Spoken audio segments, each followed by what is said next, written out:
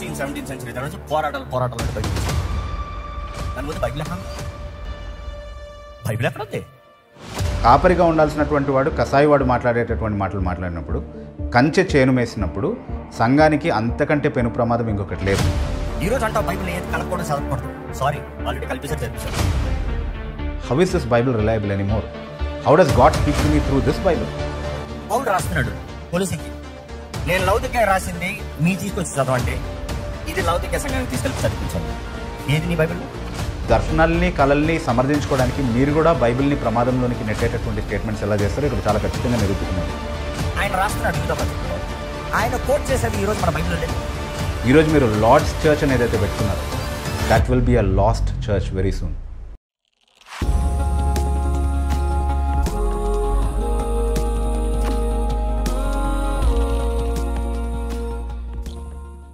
హితబోధ వీక్షకులందరికీ ప్రభువైన యేసుక్రీస్తు నామములో వందనాలు.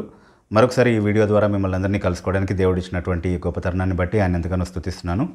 అయితే ఎంతో ప్రమాదకరమైనటువంటి ఒక విషయాన్ని గురించి మిమ్మల్ని అప్రమత్తం చేయడానికి, కొన్ని వివరణలు ఇవ్వడానికి నేను ఈ వీడియో చేయాల్సి వచ్చింది. హైదరాబాద్లో లార్డ్స్ చర్చ్ అనేటటువంటి ఒక సంఘానికి కాపరిగా ఉంటున్నటువంటి రాజ్ ప్రకాష్ పాల్ గారు, మనందరికీ తెలుసు కదా, జైపాల్ గారి కుమారుడు రాజ్ ప్రకాష్ పాల్ నిర్వహిస్తున్నటువంటి ఈ సంఘంలో మొన్న ఇండిపెండెన్స్ డే రోజు, అంటే 15th August 2024 ఫ్రీడమ్ సర్వీస్ అని ఒక కార్యక్రమం వాళ్ళు నిర్వహించడం జరిగింది. అయితే అందులో బహుశా ప్రశ్నోత్తరాల కార్యక్రమంలో అనుకుంటాను, ఆయన్ని ఎవరో ఒక ప్రశ్న అడిగారు. దేవుడు బైబిల్ ద్వారా మాట్లాడతాడా, అలాగే బైబిల్ ద్వారా మాత్రమే మాట్లాడతాడా అన్నటువంటి 2 ప్రశ్నలకి ఆయన సమాధానం చెప్పడం జరిగింది. అయితే చాలా క్లియర్గా దేవుడు బైబిల్ ద్వారా మాట్లాడతాడు, 100% మాట్లాడతాడు అన్నటువంటి క్లారిటీ రాజ్ ప్రకాష్ పాల్ గారు ఇచ్చారు. అందులో ఎలాంటి ఇబ్బంది లేదు. అయితే దేవుడు బైబిల్ ద్వారా మాత్రమే మాట్లాడతాడా అన్నటువంటి ప్రశ్నకి ఆయన సమాధానం ఇస్తూ, కాదు, దేవుడు బైబిల్ ద్వారా మాత్రమే మాట్లాడాడు అని చెప్పి దర్శనాల ద్వారా కళల ద్వారా కూడా దేవుడు మాట్లాడతాడు కదా అని ఇతర మాధ్యమాల ప్రస్తావన ఆయన చేయడం జరిగింది. అయితే ఈ క్రమంలో బైబిల్ ద్వారా మాత్రమే దేవుడు మాట్లాడాడు, కొంతమంది అలా అంటున్నారు, బైబిల్ ద్వారా మాత్రమే దేవుడు మాట్లాడతాడని అంటున్నారు. కానీ ఐ డిసగ్రీ, ఆ వాదనతో లేకపోతే ఆ ఆలోచనతో ఐ డిసగ్రీ. దేవుడు బైబిల్ ద్వారా మాత్రమే మాట్లాడతాడు అన్నటువంటి ఆలోచనతో ఐ డిసగ్రీ. బికాస్ అన్నాడు, ఎందుకంటే చాలా మంది అన్నారు, ఒకరిద్దరు అన్నారు, దేవుడు బైబిల్ నుండి మాత్రమే మాట్లాడతాడు, దిస్ ఇస్ ద ట్రూత్ అన్నారు. I'm sorry, I do not agree that. Because అని చెప్తూ ఎందుకు ఆ ఆలోచనతో ఆయన విభేదిస్తున్నాడు అని చెప్పడానికి కొన్ని కారణాలు ఆయన చూపించడం జరిగింది. ఈ కారణాలు చూపించేటటువంటి క్రమంలో ఆయన బైబిల్కి చేసినటువంటి డ్యామేజ్ బహుశా నాస్తికవాదులు కానీ, హిందూ మతోన్మాదులు కానీ, లేకపోతే ఈ బైబిల్ పైన తీవ్రమైనటువంటి విమర్శలు చేసే ఇస్లాం దావా ప్రచారకులు కానీ, వాళ్ళెవరూ చేయనంత స్థాయిలో, అంత తరహాలో ఆయన బైబిల్ని ప్రశ్నార్థకంగా చేసేటటువంటి కొన్ని వ్యాఖ్యలు చేయడం జరిగింది. ఎందుకలా అంటున్నాను అని అంటే, మిగతా వాళ్ళు, నేను ఈ ప్రస్తావించినటువంటి బైబిల్ విమర్శకులు ఎవరైతే ఉన్నారో వాళ్ళందరూ కూడా అలాంటి వ్యాఖ్యలు చేసినప్పుడు చాలా స్పష్టంగా మనం వివేచించి అర్థం చేసుకోగలుగుతాం. ఓకే, వీళ్ళు ఊహాకల్పితంగా బైబిల్ని దాడి చేయడం కోసం, బురద చల్లడం కోసం ఇలా మాట్లాడుతున్నారు అన్నటువంటి విషయాన్ని మనం ఈజీగా పసిగడతాం. దాంతో ఎలా వ్యవహరించాలో అలా వ్యవహరిస్తాం. క్రైస్తవులుగా మనకు మంచి అవగాహన ఉంది వాళ్ళని ఎలా డీల్ చేయాలన్నటువంటి విషయంలో. కానీ ఒక సంఘ కాపరే ఇలా మాట్లాడినప్పుడు, కాపరిగా ఉండాల్సినటువంటి వాడు కసాయివాడు మాట్లాడేటటువంటి మాటలు మాట్లాడినప్పుడు, కంచె చేను మేసినప్పుడు సంఘానికి అంతకంటే పెను ప్రమాదం ఇంకొకటి లేదు. ఎందుకంటే అది చాలా దుష్ప్రభావాన్ని సంఘం పైన చూపిస్తుంది అనేది నేను చెప్పక్కర్లేదు. కాబట్టి ఆయన చేసినటువంటి ఈ వ్యాఖ్యలు ఒకసారి మీరు వినండి, ఎంతవరకు అవి సమర్థనీయమో మీరు ఆలోచించే ప్రయత్నం చేయండి. ఆ తర్వాత ఆయన డ్యామేజ్ కంట్రోల్ ప్రోగ్రామ్ ఒకటి పెట్టుకున్నారు. 25వ తేదీ అదే నెల, ఆగస్టు 25వ తేదీ ఆదివారము 3 ఆరాధనలలో కూడా ఆయన ఏవో వివరణలు ఇచ్చేటటువంటి ప్రయత్నం చేశారు. అందులో కూడా ఏంటి, ఎవరో ఆయన్ని బైబిల్ ద్వారా మాత్రమే దేవుడు మాట్లాడతాడు అన్నటువంటి విషయంతో నేను విభేదిస్తే, దేవుడు బైబిల్ ద్వారా మాట్లాడతాడు అన్నటువంటి విషయాన్ని నేను కాదన్నాను అన్నట్టుగా ఎవరో నన్ను తప్పుగా చిత్రీకరించారు అని చెప్పి వాళ్ళని ఎవరినో ఖండిస్తున్నట్టుగా, దానికేదో సమాధానం చెప్తున్నట్టుగా ఆయన ఈ 3 సర్వీసుల్లో కూడా ఆయన డ్యామేజ్ కంట్రోల్ స్టోరీ అంతా కూడా వినిపించడం జరిగింది. అయితే మిమ్మల్ని ఎవరో తప్పుగా చిత్రీకరించినప్పుడు మీకు అంత రోషం వచ్చింది కదా రాజ్ ప్రకాష్ పాల్ గారు, మరి మీరు బైబిల్ని తప్పుగా చిత్రీకరిస్తూ మాట్లాడినటువంటి ఆ మాటలకి ఎవరు వివరణ ఇవ్వాలి? Did you at least apologise for your irresponsible statements? Do you at least realise even as on today, ఈ రోజైనా మీకు ఆ గ్రహింపు ఉందా మీరు చాలా బాధ్యతారహితంగా బైబిల్ గురించి మాట్లాడారన్నటువంటి విషయం? ఈరోజు నేను మాట్లాడిన తర్వాత కూడా నాకు తెలుసు మీ ఫ్యాన్స్ మీ నుండి ఎలాంటి పుష్ బ్యాక్ వస్తుందో ఐ కెన్ క్లియర్లీ ఎస్టిమేట్, నేను చాలా క్లియర్గా అంచనా వేసుకోగలను. I know the cost, I know the price I'm paying for doing this, but I still do it. ఎందుకంటే బైబిల్ పైన మీరు చేసినటువంటి వ్యాఖ్యలు మీకున్నటువంటి పాపులారిటీని బట్టో, లేకపోతే మీ ఫ్యామిలీకి ఉన్నటువంటి పలుకుబడిని బట్టో అందరూ దాన్ని లైట్ తీసుకొని ఉండొచ్చేమో, లేకపోతే ఎవరు దాన్ని ప్రస్తావించకుండా వదిలిపెట్టి ఉండొచ్చేమో, లేకపోతే కొంతమంది దృష్టికి అది వచ్చి ఉండకపోవచ్చేమో. But since it was brought to my notice, I definitely must as a Christian respond to it. అది నా బాధ్యత కాబట్టి నేను ఖచ్చితంగా చేస్తాను, no matter what. Okay, so విషయం ఏంటి అంటే ఇక్కడ కూడా నేను ఒక చిన్న హోప్తో ఇది చేస్తూ ఉన్నాను. ఈ వీడియో చూసిన తర్వాతైనా రాజ్ ప్రకాష్ పాల్ గారు డెఫినెట్లీ తను చేసినటువంటి ఆ స్టేట్మెంట్స్ విషయంలో సంఘానికి అపాలజైజ్ చేస్తారని. I really hope that he'll come clean. I really hope that he'll come and say I was not careful about my statements. కానీ తప్పకుండా నేను చేసినటువంటి స్టేట్మెంట్స్ తప్పే, వాటిని నేను వెనక్కి తీసుకుంటున్నాను. I will also delete and edit out that portion from my video. I will not continue to propagate such an idea. So దయచేసి నన్ను మన్నించండి అని సంఘాన్ని మీరు క్షమాపణ అడగాల్సినటువంటి అవసరం ఉంది. అలాగే దేవుని ఎదుట కూడా మీ తప్పును మీరు ఒప్పుకోవాల్సినటువంటి అవసరం ఉంది. Until you have done that, there is no reason why people should follow you. There is no reason why people should follow you because you can damage their faith in the Bible. దాన్ని మీరు justify చేసుకోవడానికి చాలా చెప్పుకునేటటువంటి ప్రయత్నం చేశారు, కానీ మీరు చేసినటువంటి తప్పుని ఎక్కడ ఒప్పుకోలేదు. So I will show how this went and then let people decide. అయితే జరిగిన విషయం ఏంటి అంటే బైబిల్ ద్వారా మాత్రమే దేవుడు మాట్లాడాడు అలా కొంతమంది అంటున్నారు, కానీ ఐ డిసగ్రీ. బికాస్ అని చెప్పి ఆయన చెప్పినటువంటి బికాసులు కొన్ని చూద్దాం మనం. ఆయన చెప్పినటువంటి బికాసులు మనం చూస్తూ, అంటే కారణాలు మనం చూస్తూ, ఎందుకు ఆ ఆలోచనతో ఆయన విభేదిస్తున్నాడో ఆయన చెప్పినటువంటి కారణాలు చూస్తూ, దానివల్ల బైబిల్కి ఆయన ఎలాంటి నష్టం కలుగజేస్తాడో కూడా మనం అర్థం చేసుకునే ప్రయత్నం చేద్దాం. Because today you have Bible. Where was the Bible in New Testament? Bible is just there. ఎప్పుడు మార్టిన్ లూథర్ పోరాడినారు 18th అక్కడ నుండే స్టార్ట్ అయింది. 16th 17th సెంచరీ నుంచి పోరాటాలు అంటే బయటకు వచ్చింది. దాని ముందు బైబిల్ ఎక్కడ ఉంది? బైబిల్ ఎవరు మాట్లాడుతున్నారు ఉంది? చూసారు కదా, అందులో చాలా స్పష్టంగా where was the Bible in the New testament times and Martin Luther వచ్చేంత వరకు కూడా అసలు బైబిల్ ఎక్కడుంది? మార్టిన్ లూథర్ వచ్చిన తర్వాత కదా ఇదంతా కూడా స్టార్ట్ అయింది. అంతకుముందు అసలు బైబిల్ ఎక్కడుంది అన్నట్టుగా మాట్లాడుతున్నారు. అంటే 16-17 శతాబ్దాల సంఘ చరిత్రలో బైబిల్ లేదనమాట, అంతేనా? బైబిల్ ఎక్కడుంది? అసలు న్యూ టెస్ట్మెంట్ టైం నుంచి మార్టిన్ లూథర్ టైం వరకు అసలు బైబిల్ లేదంట. ఎక్కడుంది అంటున్నాడు. Can you just imagine what a dangerous statement that is? మనం దేవుని యొక్క వాక్యాన్ని ఒకసారి గమనిస్తే 2 పేతురు పత్రిక 1వ అధ్యాయం 19వ వచనంలో ఇంతకంటే స్థిరమైన ప్రవచన వాక్యం మనకున్నది, ఆ వాక్యము చీకటి గల చోటను వెలిగించు దీపమై ఉన్నది. ఎప్పటి వరకు? తెల్లవారు వేకోచుక్క మీ హృదయములలో ఉదయించు వరకు చీకటి గల చోటను వెలిగించు దీపంగా ఈ వాక్యాన్ని దేవుడు నియమించాడు అన్నటువంటి మాట చాలా స్పష్టంగా మనం చదువుతా ఉన్నాం ఆ వచనంలో. అంటే తెల్లవారు వేకోచుక్క మన హృదయంలో ఉదయించేది ఎప్పుడు? యేసుక్రీస్తు ప్రభు యొక్క 2వ రాకడలో. దాన్ని బట్టి మనకు అర్థమయ్యేది ఏంటి అంటే సంఘకాలంలో అపోస్తలీయ కాలం మొదలుకొని యేసుక్రీస్తు ప్రభు యొక్క 2వ రాకడ వరకు ఉన్నటువంటి కాలంలో చీకటి గల ఈ లోకంలో మనకు వెలుగివ్వడానికి దేవుడు నియమించింది తన వాక్యాన్ని, బైబిల్ గ్రంథాన్ని, ఈ స్థిరమైన ప్రవచన వాక్యాన్ని. ఏదైతే ఇన్స్పిరేషన్ ద్వారా మనుషులు తమ స్వంత ఇష్టం చేత కాకుండా దేవుని ఆత్మచేత ప్రేరేపింపబడి ఏ వాక్యాన్ని అయితే మనకిచ్చారో, ఏ ప్రవచన వాక్యం అయితే మనిషిని ఇష్టం వల్ల కలగలేదో, ఏదైతే దైవ ప్రేరితంగా మనకు అనుగ్రహించబడిందో దేవుని వాక్యంగా, బైబిల్ గ్రంథం అని దేన్నైతే ఈరోజు మనం పిలుస్తున్నామో, ఆ వాక్యము సంఘకాలం అంతట్లో చీకటి గల ఈ లోకంలో మనకు వెలుగుగా ఉండటానికి దేవుడు నియమించాడు అన్నటువంటి విషయాన్ని మనం బైబిల్లో చదువుతూ ఉంటే 1600-1700 సంవత్సరాల వరకు సంఘ చరిత్రలో, అంటే గత 2000 సంవత్సరాల, దాదాపు 2000 సంవత్సరాల చరిత్ర సంఘానికి ఉంది అని అనుకుంటే 1600-1700 సంవత్సరాలు ఆ బైబిల్ లేకుండానే సంఘం ఉంది అన్నటువంటి విషయాన్ని రాజ్ ప్రకాష్ పాల్ గారు చెప్తున్నట్టుగా ఇక్కడ చాలా క్లియర్గా అర్థమవుతా ఉంది. అయితే బైబిల్ ద్వారా మాత్రమే దేవుడు మాట్లాడాడు, ఇతర మాధ్యమాల ద్వారా కూడా దేవుడు మాట్లాడతాడు అన్నటువంటి తన అభిప్రాయాన్ని బలపరచుకోవడానికి ఆయన చెప్పినటువంటి ఈ వాదన ఎంత ప్రమాదకరమైందో మీరు ఒకసారి ఆలోచించుకోండి. అంటే దేవుడు దర్శనాల ద్వారా మాట్లాడతాడు, కళల ద్వారా మాట్లాడతాడు. ఎందుకు అని అంటే చాలా కాలం బైబిల్ లేదు కదా మరి సంఘంలో. బైబిల్ లేనప్పుడు మనల్ని నడిపించడానికి దర్శనాలు, కళలు కావాలి కదా. కాబట్టి దేవుడు దర్శనాల ద్వారా మాట్లాడతాడు, బైబిల్ ద్వారా మాత్రమే మాట్లాడాడు. బైబిల్ ఉన్నప్పుడు కదా, అంటే ఎప్పుడో మార్టిన్ లూథర్ తర్వాత కదా, 17th సెంచరీ తర్వాత కదా బైబిల్ వచ్చింది, అప్పుడు స్టార్ట్ అయింది. అప్పుడు బైబిల్ ద్వారా నడిపిస్తున్నాడేమో దానికి, కానీ దేవుడు అంతకంటే ముందు బైబిల్ లేదు కాబట్టి, తర్వాత పోరాటాల నుంచి బయటికి వచ్చింది, ఆ తర్వాత స్టార్ట్ అయింది కాబట్టి ఆయన స్టేట్మెంట్స్ని బట్టి మనం ఆలోచించినప్పుడు అప్పటి నుంచి దేవుడు బైబిల్ ద్వారా మాట్లాడుతున్నాడేమో. అప్పటి నుంచి అది ప్రైమరీ సోర్స్ అయిపోయిందేమో. అంటే తర్వాత చెప్తున్నారు కదా, ఆదివారం ఆరాధనలో 25వ తేదీన క్లారిఫికేషన్స్ ఇస్తూ ఆయన మాట్లాడుతున్నాడు చాలా స్పష్టంగా.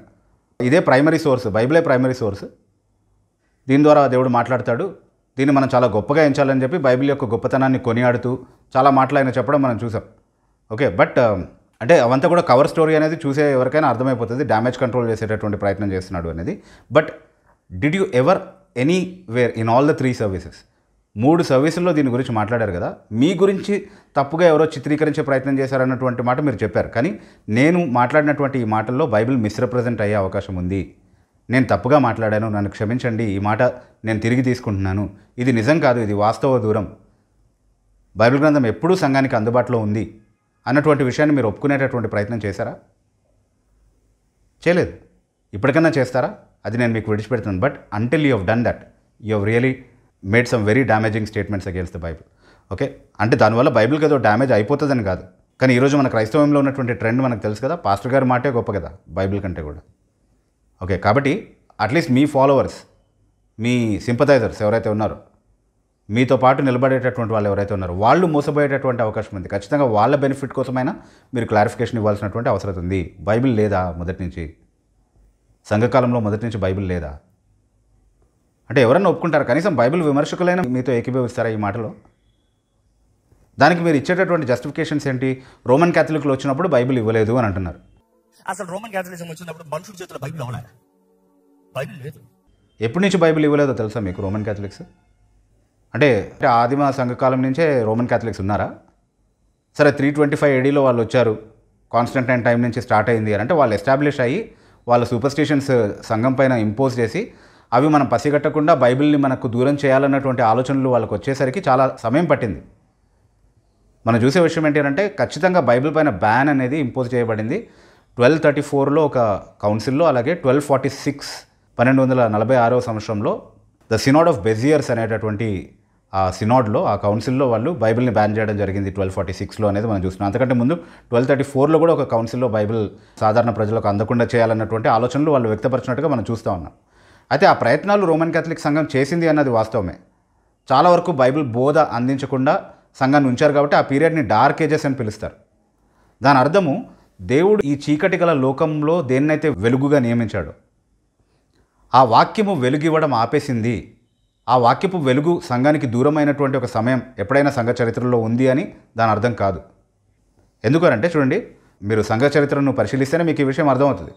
1246 ADలో లేకపోతే 1234 అనుకుందాం లో ఒకవేళ అలా చేసినా కూడా రోమన్ క్యాథలిక్ సంఘము 1170sలో, ఓకే 1173వ సంవత్సరం అనుకుంటాను, ఆ సమయంలో పీటర్ వాల్డో అనేటటువంటి ఒక వ్యక్తి రోమన్ క్యాథలిక్ సూపర్స్టిషన్స్కి వ్యతిరేకంగా తన ఉద్యమాన్ని స్టార్ట్ చేశారు. అతని ఫాలోవర్స్ని వాల్డెన్షియన్స్ అంటాం మనం.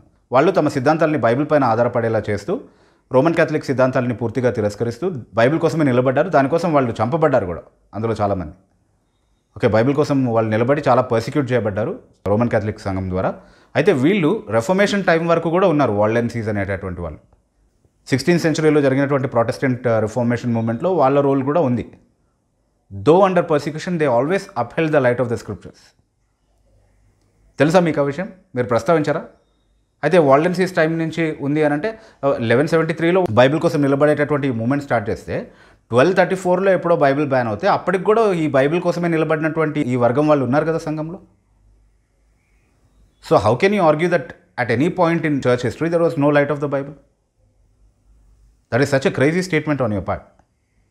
అంతకంటే ముందే ప్యూర్ క్రిస్టియానిటీని ఎత్తిపట్టుకున్నటువంటి చాలా వర్గాల వాళ్ళు ఉన్నారు. ప్రీ వాల్డెన్సీస్ అని అంటారు వాళ్ళని. ఓకే, అంటే వాల్డెన్షియన్ మూమెంట్ స్టార్ట్ అవ్వక ముందు ఉన్నటువంటి ప్యూర్ క్రిస్టియన్స్ని ప్రీ వాల్డెన్సీస్ అన్నారు.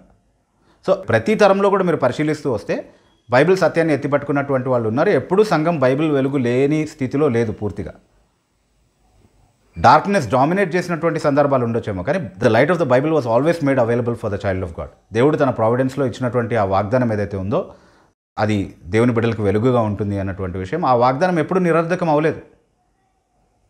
సంఘ చరిత్రను చూసి మనం దాన్ని జాగ్రత్తగా పరిశీలిస్తే నిర్ధారించుకోవచ్చు. But this was a very irresponsible statement on your part. అంతేకాకుండా మీరు ఈ 3 సర్వీసులు ఏవైతే మాట్లాడారో 25వ తేదీన, ఆగస్ట్ 25వ తేదీన, అందులో చాలా స్పష్టంగా ఈ కన్ఫ్యూజన్ ఇంకా ఎక్కువగా చేసేటటువంటి ప్రయత్నం చేశారు మీరు. బైబిల్ లేదు సంఘంలో అన్నటువంటి విషయానికి మీరు వివరణ ఇస్తూ, అంటే నేను బైబిల్ లేదని చెప్పేశాను, అది పొరపాటు అయిపోయింది నా స్టేట్మెంట్లో అన్నటువంటి క్షమాపణ ఎక్కడ అడగలేదు. కానీ ఇండైరెక్ట్గా బైబిల్ లేదు అన్నటువంటి ఆలోచనకి జస్టిఫికేషన్స్ ఇచ్చేటటువంటి ప్రయత్నం చేశారు. కానీ నూతన నిబంధనలు చూసినప్పుడు అసలు ఎంతమంది దేనిని, what did they believe, who had what scriptures అని చూసినప్పుడు చూస్తే బైబిల్ అనేక మంది హిస్టోరియన్స్ వచ్చారు, చాలా మంది థియాలజియన్స్ వచ్చారు. But they all follow the same, they all believe the same అన్నప్పుడు చూస్తే అక్కడ కొంచెం కాంట్రాస్టీగా ప్రతిదీ వేరియేట్ అవుతుంది చూస్తాం. ఒక ఆయనేమో 18 పుస్తకాలు, పత్రికలు ఆయన రికగ్నైజ్ చేస్తాం స్క్రిప్చర్స్ ని. ఇంకా పాలికార్ప్ మనకు తెలుసు, దాది they are the elders, the fathers of the early church. 7 books ఆయన రికగ్నైజ్ చేస్తాం చూస్తాం. ఇలాగ కొంతమంది 15, కొంతమంది 21, కొంతమంది 22, ఈ రీతిగా దే హ్యావ్ ఎంఫసైజ్డ్.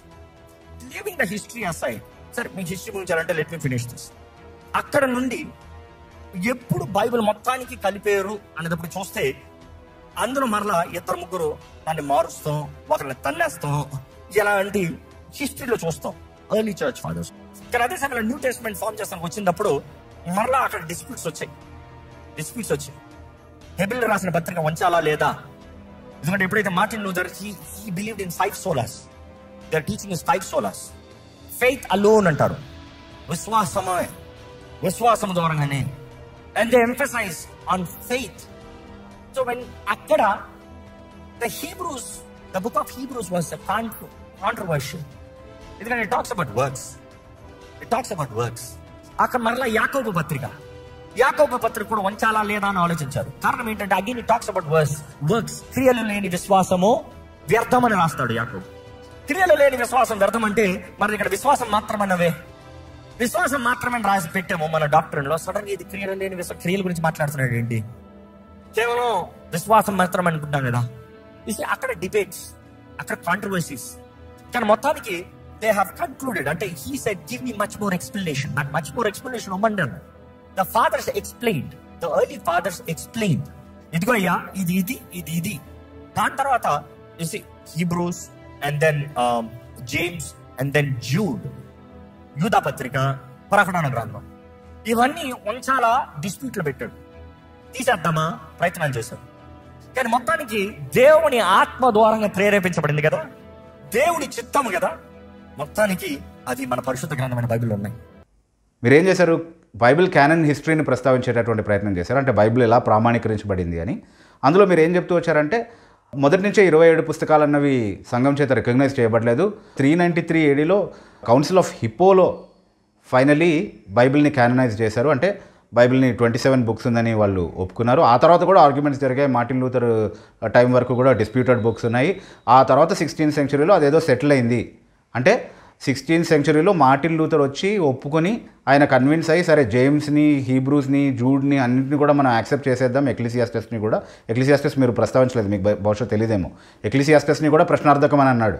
ఏ లేఖనాల సముదాయాన్ని అయితే ఉద్దేశించి యేసుక్రీస్తు ప్రభు లేఖనమని నిరభ్యంతరంగా పిలిచాడో ఆ లేఖనాల సముదాయంలో ఉన్నటువంటి ఎక్లీసియాస్టస్ని కూడా డౌట్ఫుల్ అన్నాడు మార్టిన్ లూథర్.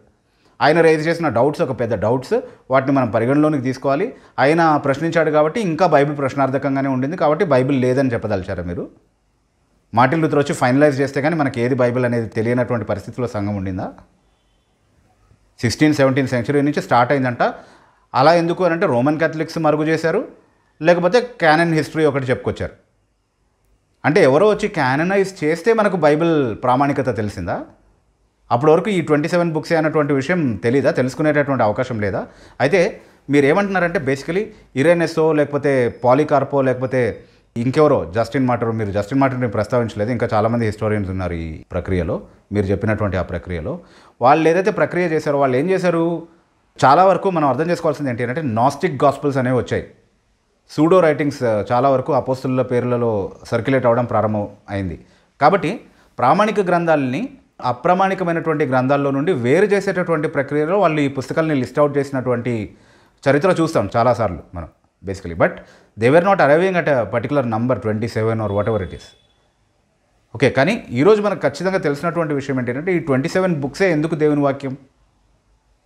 ఈ 27 బుక్సే ఎందుకు దేవుని వాక్యం అని అంటే ఖచ్చితంగా థియోలాజికల్గా మనకు ఉన్నటువంటి బేస్ ఏంటి అని అంటే ఏ సత్యాన్ని అయితే దేవుడు తన అపోస్తలుల ద్వారా సంఘానికి ఇవ్వాలనుకున్నాడు అవన్నీ పొల్లుపోకుండా మనకి ఇచ్చాడు, వాటిని భద్రపరిచాడు. ఎప్పుడు సంఘానికి అవి అందుబాటులో లేనటువంటి సమయం అంటూ లేదు. కాబట్టి these 27 books are trustworthy. అయితే ఈ 27 బుక్స్ ట్రస్ట్ వర్ది అని చెప్పడానికి కారణం ఏంటి? ఇరేనస్ ఇచ్చాడనో, లేకపోతే కౌన్సిల్ ఆఫ్ హిప్పోలో తేల్చి చెప్పారనో, లేకపోతే తర్వాత మార్టిన్ లూథర్ దాన్ని ఫైనలీ రాటిఫై చేశాడనో కాదు. ఈరోజు బైబిల్లోనే, అంటే మన న్యూ టెస్ట్మెంట్లోనే ఈ 27 పుస్తకాలని అంగీకరించేటటువంటి బేసిస్ మనకు లేకుండా ఉండుంటే, అంటే బైబిల్ ప్రామాణికతను మనం అంగీకరించేటటువంటి సమాచారం ఒకవేళ చాలినంతగా మనకు బైబిల్ గ్రంథంలోనే లేకపోతే, ఆల్ 27 బుక్స్ని జస్టిఫై చేసేటటువంటి వీలు ఒకవేళ మనకు న్యూ టెస్ట్మెంట్లో లేకపోతే, ఆ ఆధారం న్యూ టెస్ట్మెంట్లో లేకపోతే, ఇరేనస్ చెప్పినా, కౌన్సిల్ ఆఫ్ హిప్పో చెప్పినా, లేకపోతే ఇంకెవరు చెప్పినా, it would not have been a sufficient evidence for us to accept the Bible. ఈరోజు మీరు నేను అందరం కూడా బైబిల్లో ఉన్నటువంటి ఈ 66 బుక్స్ని కూడా తప్పకుండా ఇవి లేఖనాలు అని అంగీకరించడానికి అవకాశం ఉంది. దిస్ ఈజ్ ద బైబిల్ అని అంగీకరించడానికి అవకాశం ఉంది. ఈరోజు కూడా మనం నిర్ధారించుకోవచ్చు, ఆధారాలు ఉన్నాయి. అది ఎలా అనేది నేను సెపరేట్గా ఒక వీడియో మాట్లాడాను బైబిల్ కానానిసిటీ గురించి. నేను ఇక్కడ డిస్క్రిప్షన్ బాక్స్లో కూడా దాన్ని ప్రొవైడ్ చేస్తున్నాను, దాని లింక్. మీరు తప్పకుండా ఆ వీడియో చూడండి. న్యూ టెస్ట్మెంట్లో ఉన్నటువంటి 27 పుస్తకాల్ని మనం ఖచ్చితంగా రికగ్నైజ్ చేసేటటువంటి ఆధారాలు మనకు బైబిల్లోనే ఉన్నాయి, చాలా స్పష్టంగా ఉన్నాయి. ఆ ఆధారాలే కనుక లేకపోతే ఎవరో వచ్చి చెప్పినంత మాత్రం దాన్ని అంగీకరించాల్సినటువంటి అవసరం లేదు. ఎలాంటి ఆధారాలు ఉన్నాయంటే, యేసుక్రీస్తు ప్రభువే స్వయంగా కొంతమందిని తనకు సాక్షులుగా ఉండడానికి నియమించాడు.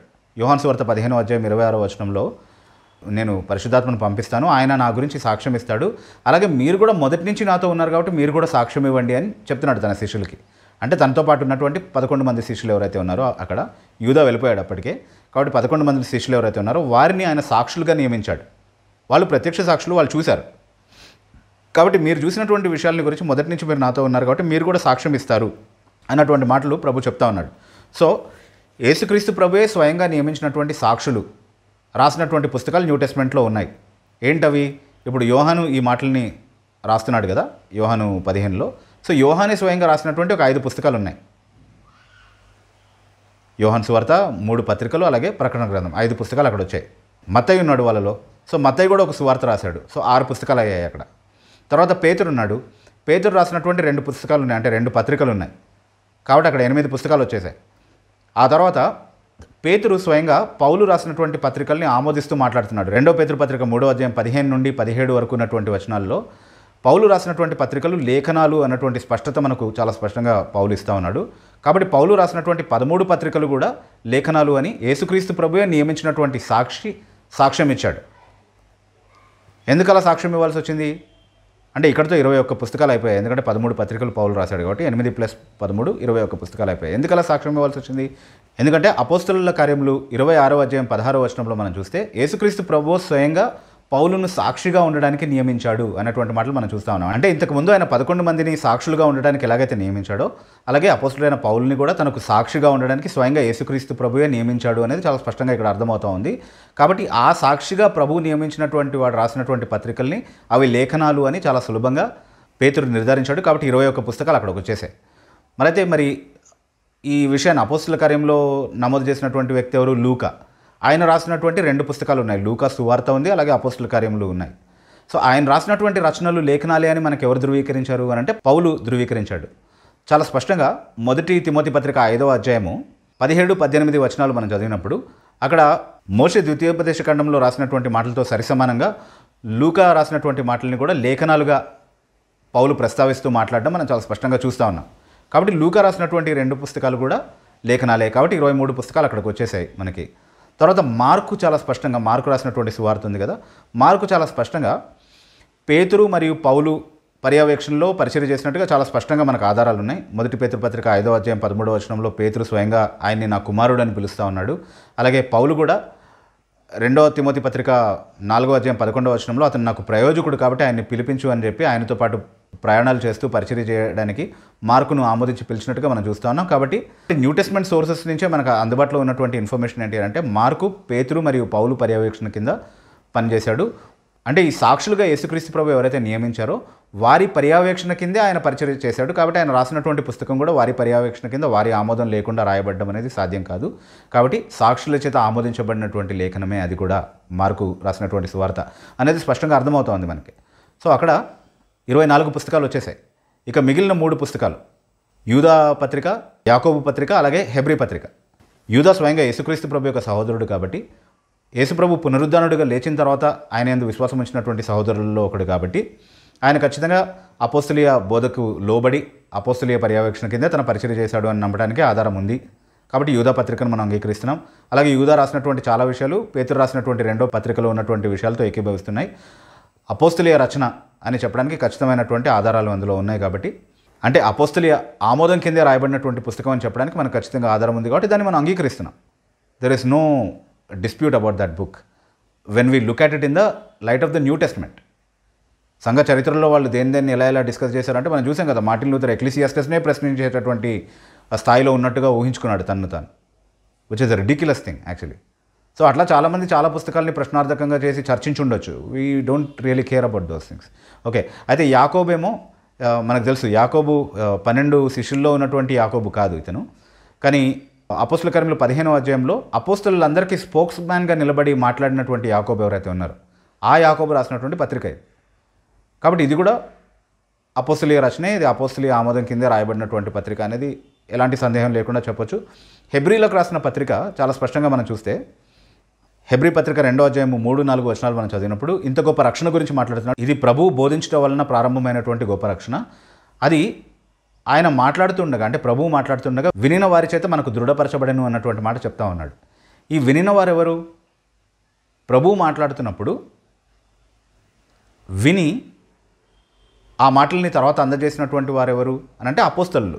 అంటే నేరుగా అపోస్తలులు అందించినప్పుడు పొందినటువంటి ఒక సాక్షి, అంటే అపోస్తలీయ సాక్ష్యాన్ని పొంది యథాతథంగా హెబ్రీ సంఘానికి అందిస్తున్నటువంటి ఒక రచయిత మాటలుగా వీటిని మనం ఖచ్చితంగా పరిగణించాలి. మనకు దృఢపరచబడను అన్నటువంటి మాటలు వాస్తవానికి అనువాదంలో మాకు దృఢపరచబడను అనేది సరిగ్గా పొసుగుతుంది అక్కడ. కాబట్టి ఆయన తన గురించి తానే మాట్లాడుతున్నాడు ఆ రచయిత. అంటే ప్రత్యక్ష సాక్షుల దగ్గర నుండి పొందినటువంటి సాక్ష్యము కలిగినటువంటి కొంతమంది ఉన్నారు కదా, వారిలో ఈ హెబ్రీ రచయిత కూడా ఒకరు అనేది స్పష్టంగా అర్థమవుతోంది. అలాంటి వాడే లూకా కూడా. వాస్తవానికి లూకా రాసినటువంటి రచనల్ని లేఖనాలుగా ఎందుకు పరిగణించారు, పౌలు ఎందుకు దాన్ని లేఖనాలుగా పరిగణించాడు అని అంటే లూకా చెప్తున్నాడు కదా 1వ అధ్యాయంలోనే మొదటి 4 వచనాలు మనం చదివినప్పుడు ప్రత్యక్ష సాక్షుల నుండి ఆయన క్రోడీకరించి క్రమబద్ధీకరించినటువంటి సమాచారాన్ని మనకు అందించాడు. అలాంటి ఒక రచయితే హెబ్రీ గ్రంథకర్త కూడా. ఆయన థియోలాజికల్గా అందించినటువంటి ఇన్ఫర్మేషన్ అంతా కూడా అపోస్తలుల దగ్గర నుండి పొందినది, వినిన వారి చేత దృఢపరచబడినటువంటి సమాచారాన్ని మనకి ఇచ్చాడు. హెబ్రీ 13:23 మనం చదివినప్పుడు అది చాలా స్పష్టంగా ధృవీకరించబడుతుంది. ఎందుకనంటే ఈ రాసినటువంటి వ్యక్తి తిమోతితో కలిసి ప్రయాణం చేసినటువంటి వ్యక్తి పరిచర్యలో అనేది మనకు అర్థమవుతోంది. మన సహోదరుడైన తిమోతికి విడుదల కలిగిందని మీరు తెలుసుకోండి, త్వరలో కలుస్తాను, ఇట్లాంటి మాటలన్నీ కూడా రాస్తున్నాడు కదా. సో డెఫినెట్లీ తిమోతితో కలిసి పరిచర్య చేసినటువంటి వ్యక్తి, అంటే పౌలుతో ఎంత సన్నిహితమైనటువంటి సంబంధం కలిగినటువంటి వ్యక్తి ఇతను అనేది చాలా స్పష్టంగా అర్థమవుతోంది మనకి. కాబట్టి అపోస్తలీయ రచన లేకపోతే అపోస్తలీయ ఆమోదము పర్యవేక్షణ కింద రాయబడినటువంటి రచనలు ఏవైతే ఉన్నాయో, అంటే అపోస్తలీయ కాలంలోనే వారు చనిపోక ముందే రాయబడినటువంటి పుస్తకాలు ఏవైతే సంఘానికి అప్పగించబడ్డాయో అపోస్తలుల ద్వారా లేకపోతే అపోస్తలీయ ఆమోదం కింద, వాటిని మాత్రమే లేఖనాలుగా మనం పరిగణించడం, అంగీకరించడం అనేది చాలా స్పష్టంగా సంఘ చరిత్రలో మనం చూస్తున్నాం. ఇది మనకున్నటువంటి ఆధారం. ఇదే కనుక లేకపోతే ఇరేనస్ చెప్తే ఏంటి, కౌన్సిల్ ఆఫ్ హిప్పోలో చెప్తే ఏంటి, లేకపోతే మార్టిన్ లూథర్ చెప్తే ఏంటి, లేకపోతే రాజ్ ప్రకాష్ పాల్ చెప్తే ఏంటి, లేకపోతే బిబు చెప్తే ఏంటి, ఎవరు చెప్తే ఏంటి? Why should anyone believe this Bible? బైబిల్లోనే బైబిల్ని నమ్మేటటువంటి ఆధారం లేకపోతే అసలు బైబిల్ని ఎందుకు నమ్మాలి? దేర్ఫోర్ బైబిల్ లేదు అని మీరు చెప్పడం అంటే, ఇప్పుడు మీ ఉద్దేశంలో మీరు కొన్ని స్టేట్మెంట్స్ చేసినట్టున్నారు కదా అక్కడిక్కడ వివరణలో, అప్పటికి వారి బైబిల్ అంటూ లేదు, కానీ లేఖనములు what is formed in the Bible they had. అంటే బైబిల్గా దేన్నైతే ఫార్ములేట్ చేశారో అదంతా కూడా ఉంది, కానీ ఒక్క బైబిల్ గ్రంథం రూపంలో లేదు. అంటే మీ ఉద్దేశంలో బైబిల్ అంటే ఏంటి?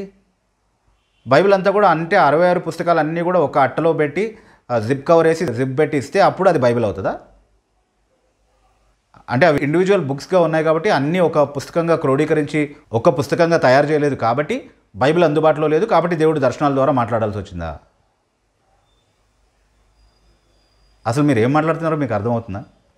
అంటే ఇప్పుడు దేవుడు అలా బైబిల్గా ఒక పుస్తకంగా అందుబాటులో లేదు కాబట్టి దర్శనాల ద్వారా మాట్లాడాడు అని మీరు చెప్తే నిజంగా అంటే ఇది వాస్తవానికి చరిత్రను మీరు వక్రీకరించడమే, సంఘ చరిత్రను మీరు వక్రీకరించడమే. ఎందుకంటే రోమన్ క్యాథలిక్ సంఘానికి వ్యతిరేకంగా వచ్చినటువంటి ఉద్యమాలు ఏవైతే ఉన్నాయో అవేవి కూడా దేవుని యొక్క దర్శనం ఎవరైనా చూసి లేకపోతే దేవుని యొక్క ప్రత్యక్షతలు కళల ద్వారా పొంది లేకపోతే ఇంకేదైనా బైబిలేతరమైనటువంటి మాధ్యమాల ద్వారా పొంది సంఘ సంస్కరణ అనేది ఎప్పుడు జరగలేదు.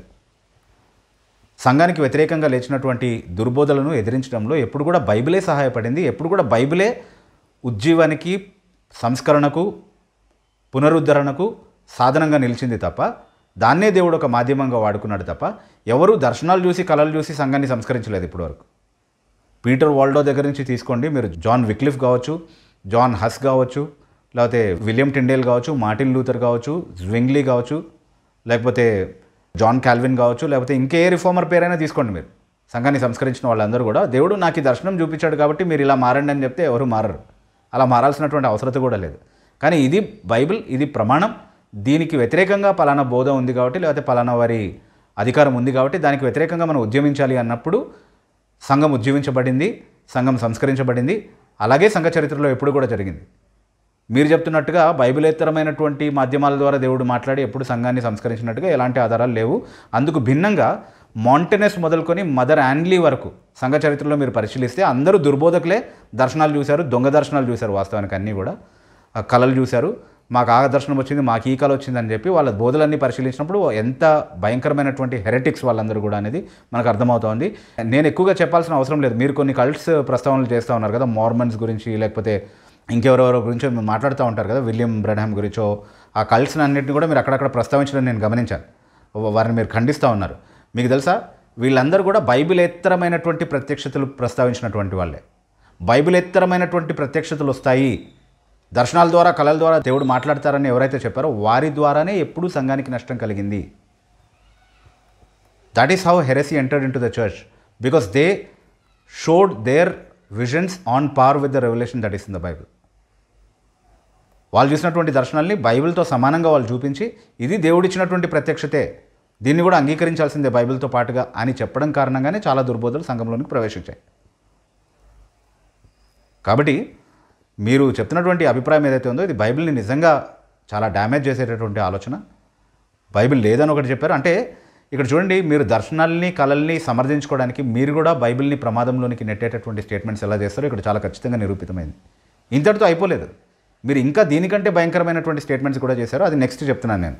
సో అయితే అది నెక్స్ట్ మాట్లాడే ముందు ఇంకొక చిన్న అబ్జర్వేషన్ అండి, just for the advantage of somebody who seriously thinks. ఇప్పుడు సరే, మీరు అన్నదే నిజం అనుకుందాం. I disagree that God speaks only through the Bible. Bible ద్వారా మాత్రమే దేవుడు మాట్లాడతాడు అన్నది నేను డిసగ్రీ అవుతున్నాను. ఎందుకనంటే బైబిల్ లేని చాలా సమయాలు ఉండినాయి. అంటే చీకటి యుగం అనేది ఒకటి ఉండింది కదా, అంటే రోమన్ క్యాథలిక్లు పరిపాలించినటువంటి సమయం అనేది ఒకటి ఉండింది కదా. అప్పుడు బైబిల్ లేదు కాబట్టి దేవుడు దర్శనాల ద్వారా మాట్లాడాడు అన్నది నిజమైతే కనుక, వ్యక్తిగతంగా నడిపించాడు దర్శనాల ద్వారా అన్నటువంటి మాట ఒకవేళ మనం వాదన కోసం అంగీకరిస్తే, ఇప్పుడు బైబిల్ రావడం ద్వారా నాకు నష్టం జరిగిందా, లాభం జరిగిందా? నిజానికి దేవుడు తాజాగా ప్రతిరోజు నాతో దర్శనాల ద్వారా కళల ద్వారా మాట్లాడుతూ ఉంటే ఆ అవకాశం లేకుండా చేసింది ఏంటి? బైబిల్ మళ్ళీ ప్రాచుర్యంలోనికి వచ్చి దేవుడు నాతో పర్సనల్గా డైరెక్ట్గా టచ్లో లేకుండా చేసింది కదా. మరి అది లేనప్పుడు దేవుడు దర్శనాల ద్వారా కళల ద్వారా మాట్లాడాల్సి వచ్చింది. Therefore you disagreed that God speaks only through the Bible. Okay, so Bible లేనప్పుడు దేవుడు చక్కగా నాతో దర్శనాల ద్వారా కళల ద్వారా మాట్లాడుతూ వచ్చేటటువంటి అవకాశం ఉండింది. ఆ అవకాశం లేకుండా చేసింది ఏంటి? బైబిల్ ప్రాచుర్యంలోనికి రావడమే. దేవుడు ప్రతిరోజు తాజాగా నాతో పరలోకం నుండి నేరుగా మాట్లాడుతూ ఉంటే అప్పుడెప్పుడో 2000 సంవత్సరాల ముందు రాయబడినటువంటి బైబిల్ గ్రంథం నాకెందుకండి? అది వచ్చి అసలు దేవునితో నాకు డైరెక్ట్గా ఉన్నటువంటి ఈ కమ్యూనికేషన్ని కట్ చేయడం ఏంటి? దిస్ ఇస్ వెరీ రెడిక్యులస్ కదా. కాబట్టి how does that serve as a reason? అంటే బైబిల్ లేని కారణాన్ని బట్టి దేవుడు దర్శనాల ద్వారా మాట్లాడారు, కళల ద్వారా మాట్లాడారు అన్నది how does that serve as a justification for your visions and dreams argument? అంటే విజన్స్ అండ్ డ్రీమ్సే బెటర్ కదా నాకు. ఈరోజు దేవుడు మాట్లాడుతుంటే అది చాలా మంచిది కదా. మళ్ళీ మీరే ఏమంటారు? బైబిల్, ఇది కూడా ఆలోచించాల్సినటువంటి విషయం. బైబిల్ తెలియకుండా ఉంటే, మనకు వాక్యం తెలియకుండా ఉంటే అపవాది ఎప్పుడు మనల్ని మోసం చేస్తూనే ఉంటాడని మీరు ఇంకొక స్టేట్మెంట్ ఇచ్చారు తర్వాత మీ 25th ఆగస్ట్ సర్వీస్లో. ఈరోజు నీకు దేవుని వాక్యం, మీకు దేవుని వాక్కు తెలియనంత వరకు అపవాది ఎంత మోసపరుస్తూనే ఉంటాడు. ఓకే, బైబిల్ తెలియకుండా ఉంటే అపవాది మనల్ని మోసగిస్తాడు. సో బైబిల్ అందుబాటులో లేనటువంటి సమయంలో అపవాది మనల్ని మోసగించడా? అది దైవ దర్శనాలని ఖచ్చితంగా అంగీకరించేసేలా దర్శనాల్ని మనం ఎలా వివేచిస్తాం? బైబిల్ లేకుండా ఇది దేవుడు మాట్లాడిందా, ఇది నా తండ్రి మాట్లాడే ప్యాటర్నా కాదా, ఇది నిజంగా నా తండ్రి మాట్లాడినటువంటి మాటేనా, నా దేవుడు ఇలా మాట్లాడతాడా లేదా అన్నటువంటి వివేచన నాకు ఎలా వస్తుంది బైబిల్ లేకుండా? సరే, ఏదేమైనా అసలు 17వ శతాబ్దం ముందు బైబిల్ ఎక్కడుంది? న్యూ టెస్ట్మెంట్ టైం నుంచి 16-17 శతాబ్దాల నుండి అది ప్రారంభమైంది అన్నటువంటి మీ వాదన ఏదైతే ఉందో, please apologise for it. Please apologise for it. Okay, and retract those statements. మీరు అది చేయకపోతే కనుక మీరు ఖచ్చితంగా ఈ మతోన్మాదులు ఎవరైతే ఉన్నారో, దావా ప్రచారకులు ఎవరైతే ఉన్నారో, నాస్తికవాదులు ఎవరైతే ఉన్నారో వారికంటే ప్రమాదం సంఘానికి అన్నటువంటి విషయాన్ని ఖచ్చితంగా నేను చెప్పదలిచాను.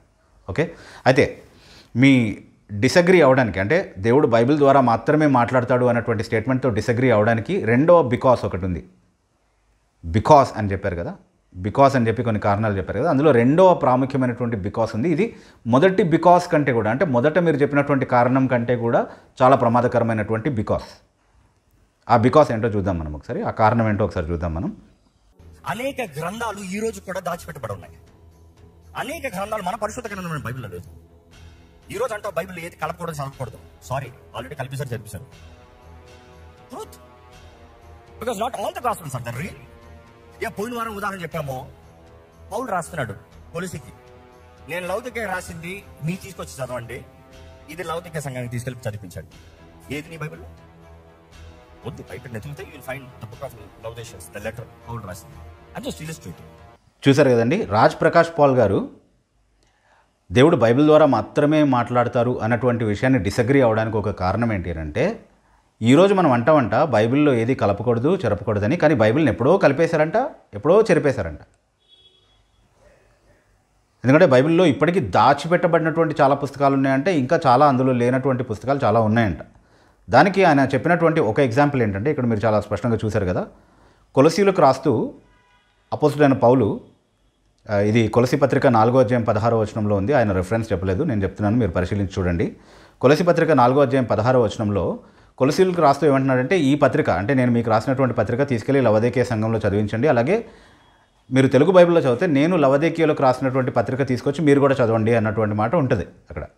ఓకే, అయితే మీరు గమనించాల్సినటువంటి ఒక విషయం ఏంటంటే, దీన్ని ఆధారం చేసుకుని రాజ్ ప్రకాష్ పాల్ ఏమని ప్రశ్నిస్తున్నారంటే, ఇక్కడ చూడండి, లవొదికయకు రాసినటువంటి పత్రిక, పౌలు రాసినటువంటి పత్రిక ఎక్కడుంది మీ బైబిల్లో? లేదు కదా. ఎందుకు లేదు? It has been changed, those leaders have changed అంటున్నాడు. అంటే ఆ లీడర్స్ ఎవరైతే ఉన్నారో, అంటే సంఘ నాయకులు ఎవరైతే ఉన్నారో వాళ్ళు చేంజ్ చేశారు బైబిల్ని, అందుకే లేదు లవొదికయకు రాసినటువంటి పత్రిక మీ బైబిల్స్లో అని చెప్తున్నాడు. ప్రూఫ్ కూడా చూపిస్తున్నాడు కదా, చూసారా, మీ బైబిల్స్ కలిపి చెరపబడ్డాయి, ఇది చేంజ్ చేయబడినటువంటి పుస్తకం అని చెప్పడానికి ఆధారం చూపిస్తున్నాడు. మొదటి ఆధారం ఏంటి? కొలొసీ పత్రికలో ప్రస్తావించబడినటువంటి లవొదికయకు పౌలు రాసినటువంటి పత్రిక లేదు, కాబట్టి this is not a reliable book anymore, it has been changed కదా.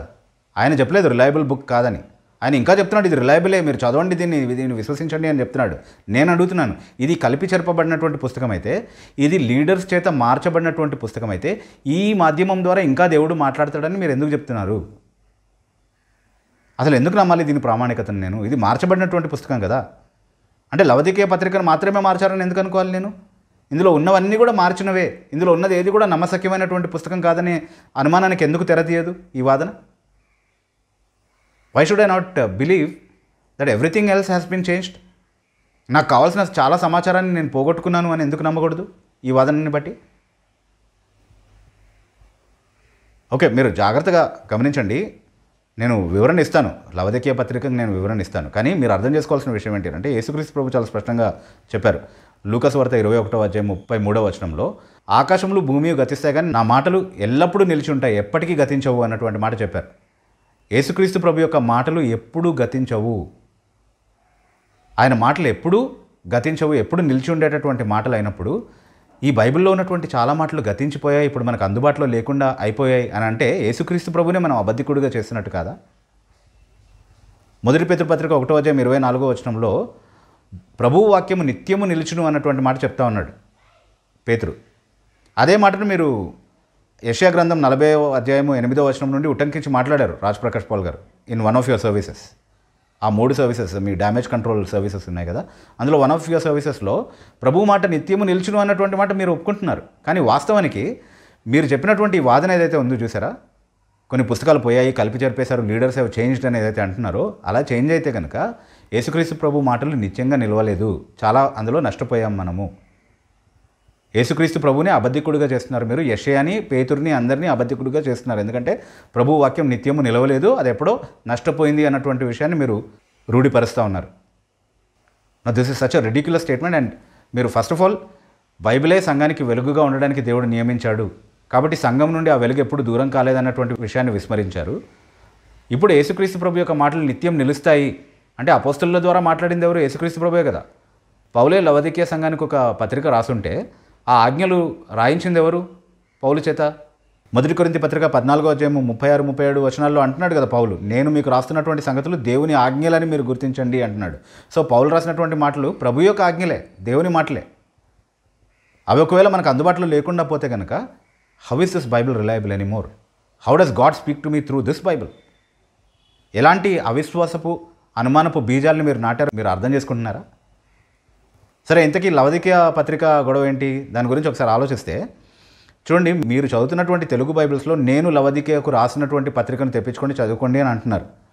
కానీ ఈ తెలుగు బైబిల్లో కాకుండా మీరు ఇంగ్లీష్లో కూడా చాలా ఫ్లూయెంట్గా మాట్లాడుతున్నారు కదా రాజ్ ప్రకాష్ పాల్ గారు. ఇంగ్లీష్ బైబిల్తో కూడా మీకు మంచి అక్వైంటెన్స్ ఉన్నట్టుగా నాకు అర్థమైంది. మీరు చూడండి, కింగ్ జేమ్స్ వర్షన్ చూడండి, న్యూ కింగ్ జేమ్స్ వర్షన్ చూడండి, లేకపోతే ఈఎస్పీ చూడండి, ఎన్ఏఎస్బి చూడండి, ఎల్ఎస్బి చూడండి, ఏ వర్షన్ అయినా చూడండి. అందులో చాలా స్పష్టంగా, అంటే any reliable version that you take which is word translation from Greek, చాలా స్పష్టంగా మీరు అర్థం చేసుకునే విషయం ఏంటి అంటే bring my letter from Laodicea అంటున్నాడు. Bring my letter from Laodicea and read it అంటున్నాడు. నా పత్రికను లవదికీయ నుండి తెప్పించుకొని మీరు చదవండి అని అంటున్నాడు. నేను లవదికీయకు రాసిన పత్రిక అనేది ఎక్కడ కూడా లేదు. ఈవెన్ తెలుగు వాడుక భాష అనువాదం ఏదైతే ఉందో అందులో కూడా అలాంటిదేమీ లేదు. అందులో కూడా లవదికీయ నుండి మీరు పత్రిక తెప్పించుకొని చదవండి అన్నటువంటి మాటనే అనువదించారు తప్ప నేను లవదికీయకు రాసినటువంటి పత్రిక అన్నది లేదు. నేను రాసినది అనేది purely misunderstanding of the Greek. అది తెలుగు బైబిల్ అనువాదంలో, మన Bible society of India Telugu భాషలో ఉన్నటువంటి అనువాదంలో చాలా లోపాలు ఉన్నాయి. అందులో ఒక అనువాద లోపంగా మీరు దీన్ని కూడా లెక్కించుకోవచ్చు. ఇది ఖచ్చితంగా తప్పుగా అనువదించబడినటువంటి విషయం. ఫ్రమ్ అనేటటువంటి ఎక్ అనేటటువంటి పదం ఇక్కడ గ్రీక్లో మీరు చదువుతారు. టు అనేటటువంటి ఏన్ అనే పదము గ్రీక్లో లేదు ఈ వచనంలో. అంటే నేను లవదికీయకు రాసిన పత్రిక అని కాదు, నేను రాసిన పత్రిక లవదికీయ నుండి తెప్పించుకోండి అని అంటున్నాడు. So that clears a lot of misunderstanding for us. పౌలు రాసినటువంటి పత్రికలు అన్ని సంఘాల్లో సర్క్యులేట్ అవ్వాలన్నటువంటి ఉద్దేశంతోనే రాశాడు. కాబట్టి నేను మీకు రాసిన పత్రిక లవదికీయకు పంపియండి అని అంటున్నాడు. అలాగే లవదికీయలో ఆల్రెడీ సర్క్యులేట్ అవుతూ వచ్చినటువంటి ఒక పత్రిక ఏదో ఉంది పౌలుది, అది తీసుకొచ్చి చదవమంటున్నాడు అంతే. That is one of the 13 episodes that we have already. And definitely అది ఎఫ్ఎస్యు సంఘానికి రాసినటువంటి పత్రిక అయి ఉండాలి. ఎందుకంటే ఎఫ్ఎస్యు సంఘం కూడా లవదికీయ సంఘానికి చాలా దగ్గరలో ఉంది. ఏషియా మైనర్లో ఉన్నటువంటి చర్చెస్ ఇవి రెండు కూడా. ఎఫ్ఎస్యులకు రాసినటువంటి పత్రికలో ఎఫ్ఎస్లో ఉన్న పరిశుద్ధులకు అని మనం చదువుతున్నాం కదా. సో మూల ప్రతుల్లో ఎక్కడ కూడా ఎఫ్ఎస్లో ఉన్న పరిశుద్ధులకు అని లేదు. ఎఫ్ఎస్లో ఉన్న అన్నటువంటి మాటలు ఒరిజినల్లో లేవు. కాబట్టి ఏషియా మైనర్లో ఉన్నటువంటి చర్చెస్ అన్నింటిలో సర్క్యులేట్ అవ్వడానికి రాయబడినటువంటి ఒక జనరల్ ఎపిసిల్, ద ఎపిసిల్ ఆఫ్ ఎఫిషియన్స్ అనేది చాలా క్లియర్గా అర్థమవుతోంది. సో అది డెఫినెట్లీ సర్క్యులేషన్లో ఉండేటటువంటి అవకాశం ఉంది. లవదికీయకు వీరు ఈ పత్రిక తీసుకెళ్తున్నప్పుడు అక్కడ ఉన్నటువంటి ఒక ప్రతి అక్కడి నుంచి కూడా తెప్పించుకొని వీళ్ళు చదవాలి. ఎందుకంటే ఇందులో ప్రస్తావించబడినటువంటి చాలా విషయాలు అందులో ఉంటాయి. కాబట్టి they have to exchange letters and understand the full extent of scripture that has been revealed through the అపోజల్స్. అది అక్కడ ఇంటెంట్.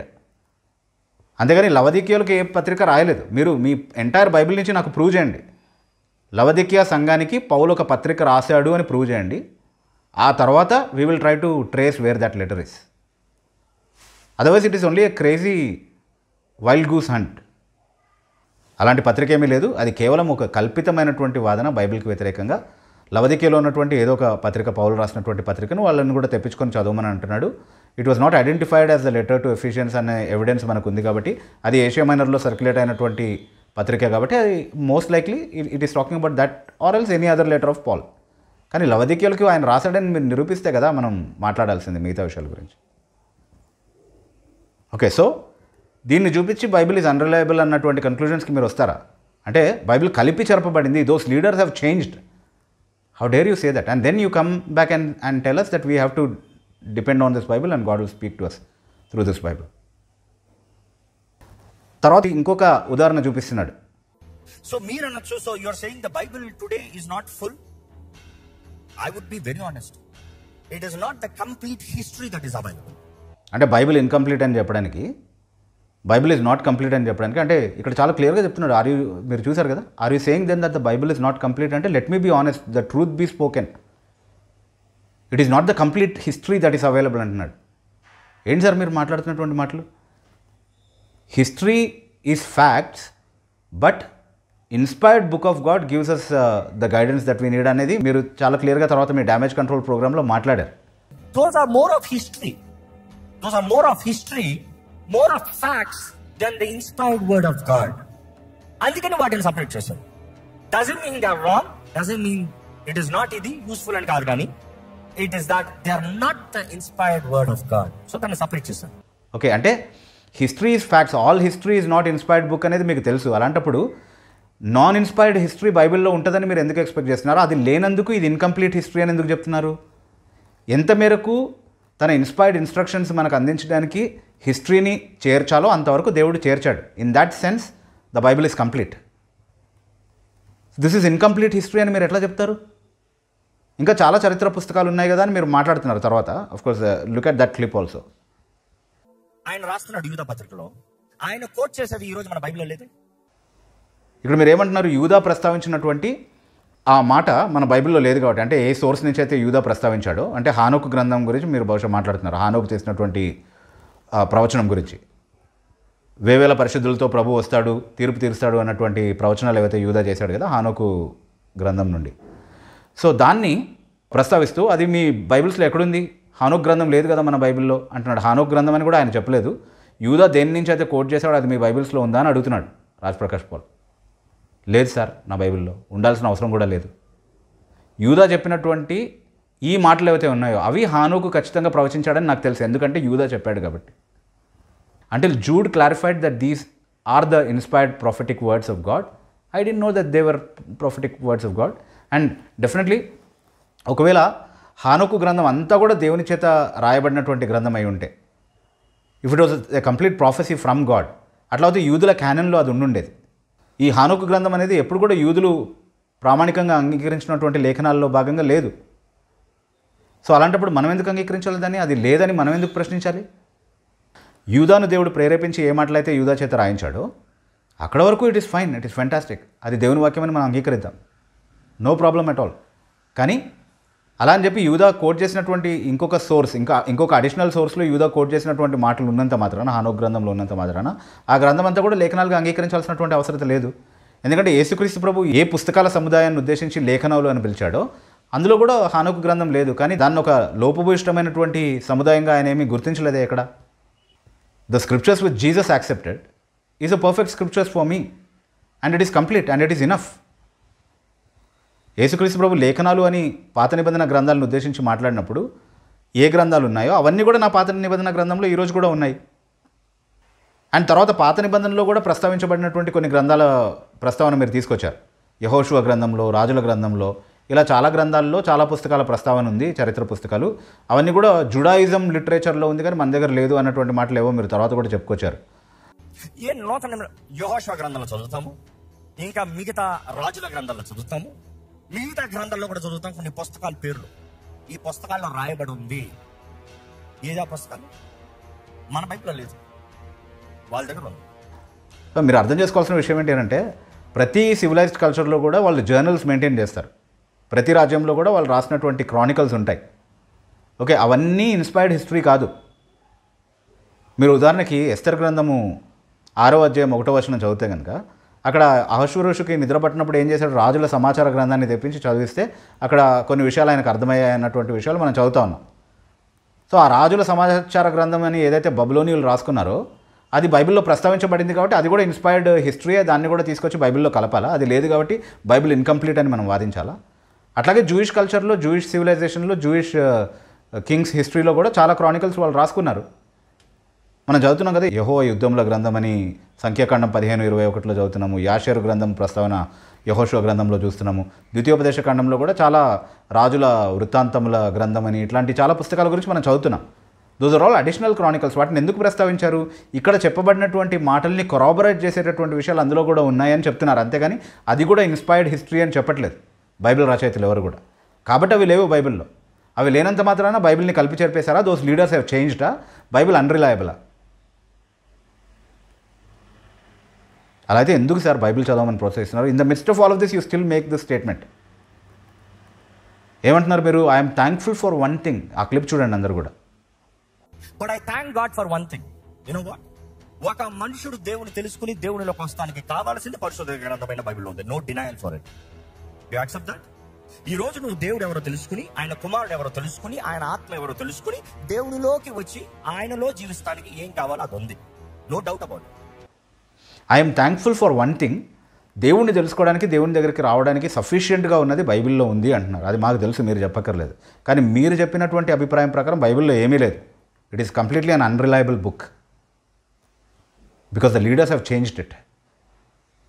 అది కలిపి చెరపబడినటువంటి పుస్తకం. Do you know what you have done with the Bible with these statements? దీనికి మీరు ఎక్కడైనా క్షమాపణ చెప్పారండి? మీ 3 సెషన్స్లో మీరు తప్పుగా చిత్రీకరించబడితే చాలా ఆవేదన వ్యక్తపరిచారు కదా. సోషల్ మీడియా అలా అయిపోయింది, ఇలా అయిపోయింది, అలా కట్ చేస్తారు, ఇలా కట్ చేస్తారు, దేన్నిగా అయినా మార్చేయగలరు, నన్ను కూడా అలా చేశారని చెప్పి చాలా వాపోయారు కదా మీరు.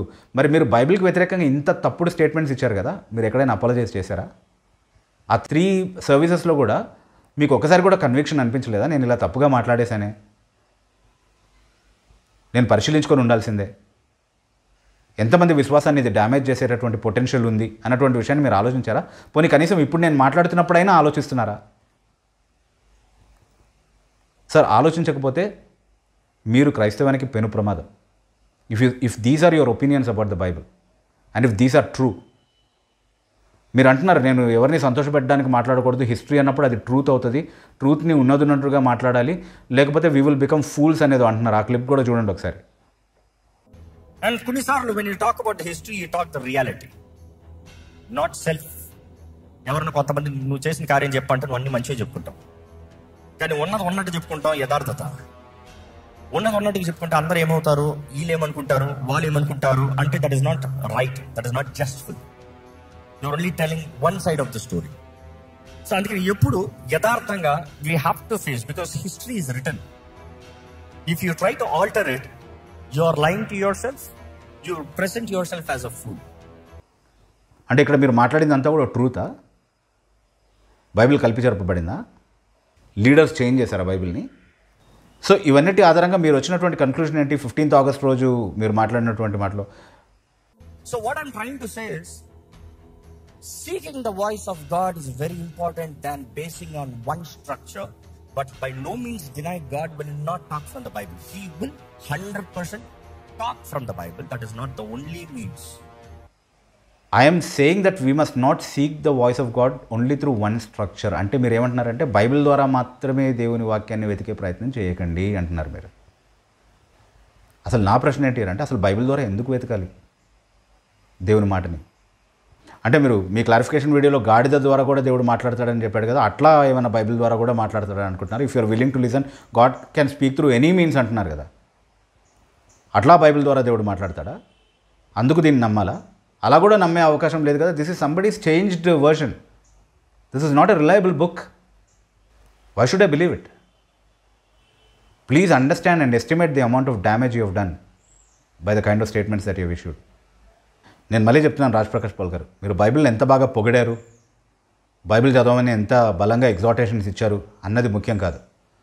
బైబిల్ పైన మీరు ఎలాంటి అభిప్రాయాన్ని సంఘం నమ్మాలని బోధిస్తున్నారు, what is your opinion and what is your conviction about the Bible అనేది చాలా చాలా important. You have a Bible in your mind which is changed by the leaders. You have a Bible in the mind, కలిపి చెరపబడినటువంటి Bible. This is always danger. This is always danger for the church. This kind of a teaching, this kind of a mindset is always a dangerous mindset for the church. మీరు unconditionally apologies చెప్పి please take down that video or take down that portion from the video wherein you have done this damage to the church. But Raj Prakash Paul గారిలో ఈ tendencies ఉన్నాయని అందరికీ తెలియాలి కాబట్టి this video which I'm doing will always remain here on my channel. Okay, you apologize, you set right and carry on with your ministry. We would really appreciate that. But మీరు నాకు apologise చేయమని నేను అడగట్లేదు. Who am I after all? నాకు apologise చేయమని అడగట్లేదు. సంఘానికి apologise చేయండి, యేసుక్రీస్తు ప్రభుకి అపాలజైజ్ చేయండి, ఆయన బైబిల్ని మీరు తప్పుగా చిత్రీకరించినందుకు అపాలజైజ్ చేయండి. My Bible is 100% reliable book.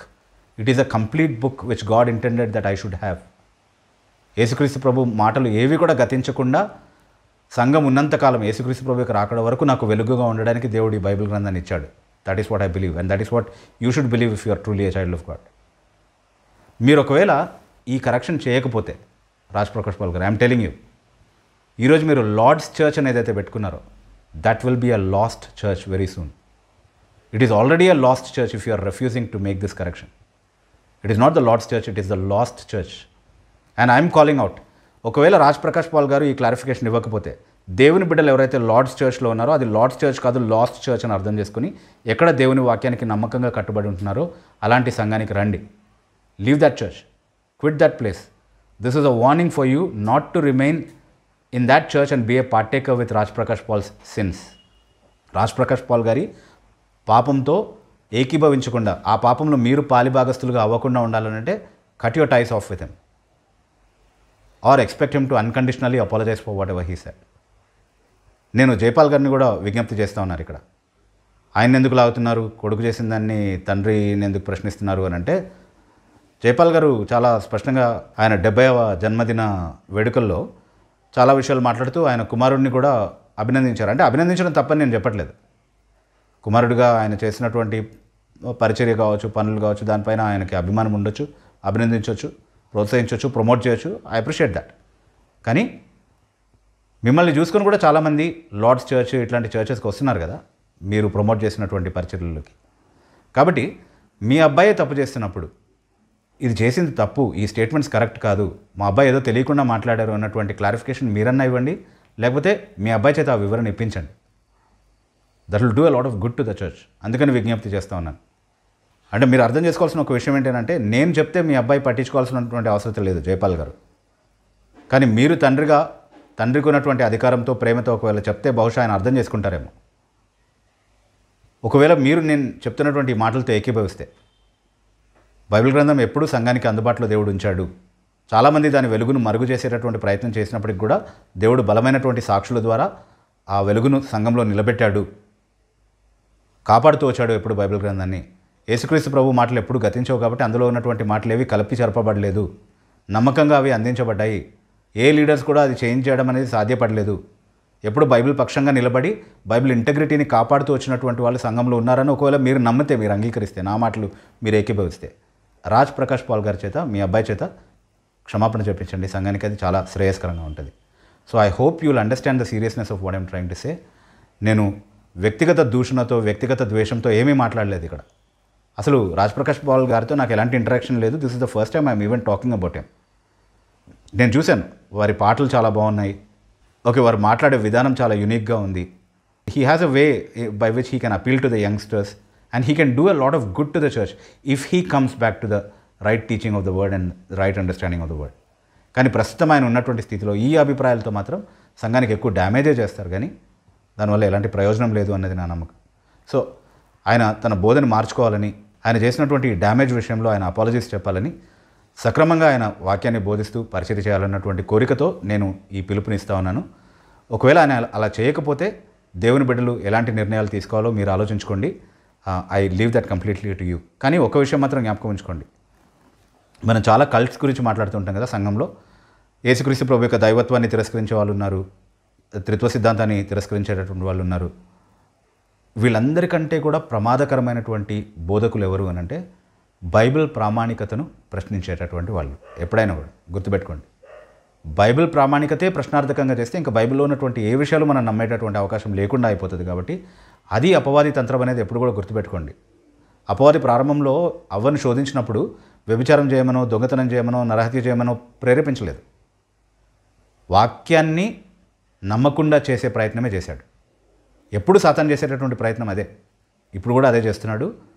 Even పాస్టర్ల ద్వారా కూడా, సో కాల్డ్ పాస్టర్ల ద్వారా కూడా అది చేస్తూ ఉన్నాడు. కాబట్టి మీరు అప్రమత్తంగా ఉండండి.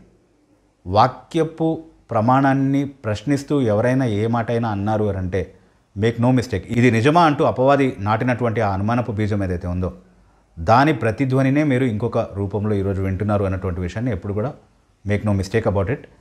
మీ వివేచన ఎప్పుడు కోల్పోకుండా జాగ్రత్త పడండి. ఎప్పుడు కూడా విచేక్షించి ఎవరేం బోధించినా సరే వాళ్ళు వాక్యానికి నమ్మకంగా కట్టుబడి బోధిస్తున్నారా లేదా వాక్య వ్యతిరేకమైనటువంటి ఆలోచనలు చెప్తున్నారా అన్నటువంటి విషయాన్ని జాగ్రత్తగా పరిగణలోనికి తీసుకొని అప్పుడు మాత్రమే ఎవరినైనా అంగీకరించండి.